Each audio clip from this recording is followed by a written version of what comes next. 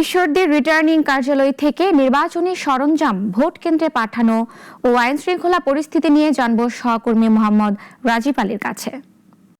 জি, আপনি যেমনটা বলছিলেন রাত পোহালেই কিন্তু ভোট। আমি এই মুহূর্তে দাঁড়িয়ে আছি ঈশ্বরদী সহকারী রিটার্নিং কর্মকর্তার কার্যালয়ের সামনে।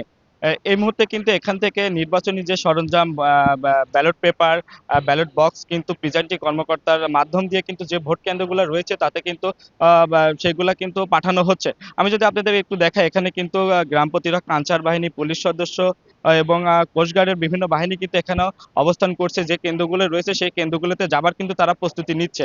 তো আমরা রিটার্নিং কর্মকর্তার সঙ্গে কথা বলেছি, তিনি আমাদের কিন্তু যেমনটা জানিয়েছেন ঈশ্বরদীতে কিন্তু 84টি ভোট কেন্দ্র রয়েছে। এর মধ্যে 50টি ভোট কেন্দ্র কিন্তু অতি গুরুত্বপূর্ণ ঝুঁকিপূর্ণ হিসেবে বিবেচিত করেছে আইন শৃঙ্খলা বাহিনী। তো যে কেন্দ্রগুলা কিন্তু অতি গুরুত্বপূর্ণ হিসেবে বিবেচিত করেছে সেই কেন্দ্রগুলাতে নিরাপত্তার জন্য কিন্তু সিসি ক্যামেরা স্থাপন করা হয়েছে যাতে অপ্রীতিকর ঘটনা না ঘটে এবং রেকর্ড করা সম্ভব হয়।